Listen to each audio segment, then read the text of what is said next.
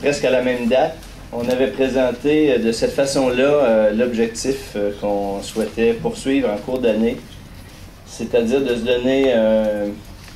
se doter d'un agrégateur dans lequel on pourrait déposer les livres de partie entreposage et puis en faire un usage après pour des fins marketing, même pour supporter les ventes de livres papier dans les librairies, et par ailleurs pour éventuellement les commercialiser sous forme numérique, toujours auprès de libraires, mais éventuellement d'autres lieux de vente sur le web et pour toutes sortes de supports. En cours d'année, on a à diverses occasions résumé, schématisé de façon un peu plus simple encore le projet qu'on était à mettre en place en disant, au fond, l'agrégateur, c'est deux choses. C'est un entrepôt de fichiers et puis un ensemble de passerelles techniques ou de web services qui permettent à des gens, des tiers, d'accéder aux fichiers qui sont déposés dans l'entrepôt, que ce soit pour permettre leur vente sous forme d'accès en ligne. C'est le cas que Daniel évoquait tout à l'heure pour les bibliothèques qui n'auront pas de copie des fichiers, qui auront seulement un accès aux fichiers par l'entremise d'Internet. La vente sous forme de téléchargement, des accès partiels sous forme d'aperçu, c'est le feuilletage par exemple, éventuellement d'autres accès parce qu'on peut développer autant de passerelles que d'usages qu'on pourrait souhaiter développer au fil du temps. Depuis un an, il y a essentiellement les personnes suivantes qui ont travaillé à ce projet-là sur une base presque quotidienne pour tout le monde. Je les ai nommés parce que certains d'entre vous avaient eu l'occasion d'avoir des courriels de l'un ou de l'autre. C'est des gens avec qui vous pouvez être amenés à être en contact. Il y a des programmeurs, des ingénieurs, des gens au service à la clientèle, de la coordination. On n'embarquera pas dans le détail, mais ça vous donne un portrait des efforts qui sont déployés pour mettre tout ça en place. Concrètement, un an plus tard, où est-ce qu'on en est? On en est à une interface de ce type-là. Là, je vais me brancher comme si j'étais un éditeur. Merci à Gilles. C'est quoi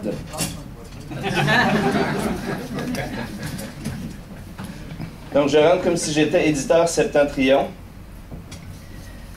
Donc, je vous rappelle qu'on avait fait le pari l'an dernier de faire un pari sur la simplicité de l'interface. Donc, on voit ici que dans l'interface de Septentrion, il y a un certain nombre de publications récentes qui sont affichées. Donc, 10 sur les 239. Il y a un peu d'informations. Je peux accéder à la liste de l'ensemble des publications. Ça ne sera pas très long. Voilà. Donc là, j'ai la liste de toutes les publications. Je peux faire des recherches pour trouver les plus récentes, celles publiées récemment ou pas. Je peux ajouter des publications aussi simplement qu'en appuyant sur le petit plus qu'il y a là, en indiquant un titre, les pages que je suis prêt à donner librement accès pour des fins marketing, en donnant l'ISBN du PDF, l'ISBN du papier si je veux le documenter, l'ISBN du fichier EPUB si je veux le faire, et puis en identifiant où est le fichier sur mon disque. À partir du moment où je vais cliquer sur « Ajouter », le fichier va être téléchargé dans l'entrepôt, transformé, déposé dans un lieu sécuritaire, j'y reviens à l'instant, et rendu accessible à tous les tiers, librairies, bibliothèques ou autres, qui auraient acquis le droit d'utiliser une passerelle ou une autre. Vous avez un aperçu statistique de combien de fois ces fichiers sont sollicités. Donc, Chronique d'une mère indigne, par exemple, a fait l'objet de 106 sollicitations pour feuilletage dans les dernières 2 semaines, et ainsi de suite. Et vous avez un peu d'informations pour essayer de comprendre. On parlait tout à l'heure du besoin de bricoler, de comprendre, d'expérimenter. Qu'est-ce que les gens font avec ça? Donc, en général, les gens n'accèdent même pas à la totalité des pages auxquelles on donne accès. C'est vraiment un aperçu qu'ils font et ils lisent pendant 1 minute ou 2. Et là, ça dépend des livres, ça dépend des profils d'éditeurs. Tout le monde aura un profil différent en fonction de ce que vous publiez. Je vais m'arrêter dans ça pour la présentation. C'est important pour moi que tout le monde ait vu comment ça fonctionne, comment ça peut être simple. Je n'entre pas dans les détails du fait qu'on peut télécharger plus d'un fichier à la fois plutôt que de le faire un livre par un livre. Donc, vous pouvez faire un fichier zip avec 100 fichiers et puis tout déposer d'un coup.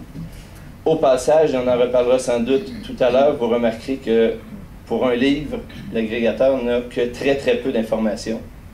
J'ai qu'un titre, les ISBN, Si je reviens ici pour que vous ayez la liste complète. Les informations typiquement qu'on a sur un livre, c'est celle-là. Donc j'ai un prix pour chacun des formats, mais c'est tout. Je n'ai pas de nom d'auteur, je n'ai pas de description du livre, je n'ai pas de quatrième de couverture, je n'ai pas typiquement les infos qui sont aujourd'hui transmises à la BTLF. Et c'est un choix qui a été fait pour le moment, en se disant les libraires pourront faire appel à ces données-là ailleurs. Donc ça, c'est où on en est concrètement aujourd'hui. Si je reviens ici, ce ne sera pas très long, on reprend. Dans l'agrégateur aujourd'hui, on a 1300 fichiers qui ont été déposés par 29 éditeurs. Certains n'en ont qu'un, d'autres en ont 250. C'est presque exclusivement des fichiers PDF. Et l'objectif qu'on s'était donné, et que moi je pense qu'on doit absolument maintenir, c'est d'en avoir 4000 à la fin de l'année. Parce qu'il faut avoir une masse critique pour intéresser les libraires, parce qu'il faut être présent, parce qu'il faut que chacun ait pu expérimenter un peu qu'est-ce que ça veut dire, qu'est-ce que ça provoque comme réaction, est-ce que nos livres s'y prêtent ou pas.